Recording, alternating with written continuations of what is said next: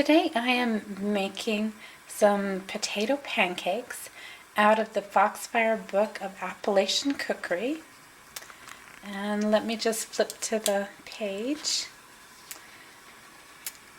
And it's actually called Nanny's Potato Patties, but I'm just going to refer to them as pancakes. The first step is to boil the potatoes. So I've got, it calls for 2 cups of potatoes. So I found some potatoes. I think each potato will yield about a cup of mashed. So I'm gonna boil these up and mash them, and then I can work on the rest of the recipe. Okay, the potatoes are cooked and mashed. I just left the skins on and I mashed them with a fork. The instructions were not specific about the skins, and some people may prefer to leave the skins out, but I think they make a really nice texture, so I'm keeping them in. And the instructions say just to mix all the ingredients well. So I'm going to start with the liquids. These are 2 eggs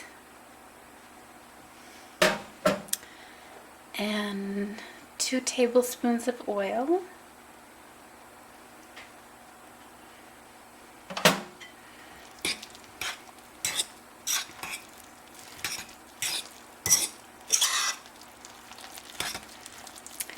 and I figured the other dry ingredients will just be easier to add into the mixture if there's a little more liquids for kind of a base.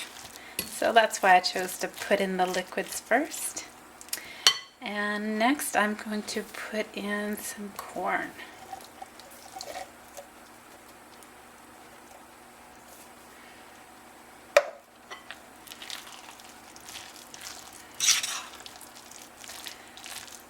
And I've had potato pancakes many times in restaurants, and I've never had them with corn before. So this is a little bit of an unusual ingredient, but I will just see how this goes.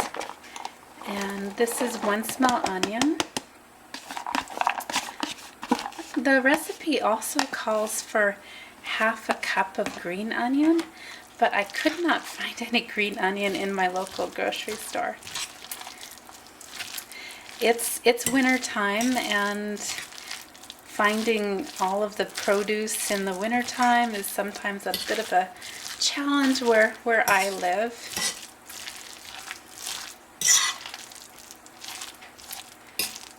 But I imagine green onions will be reappearing in my supermarket in the next couple of months. So looking forward to more produce. And here is some salt and pepper. And ½ a cup of flour.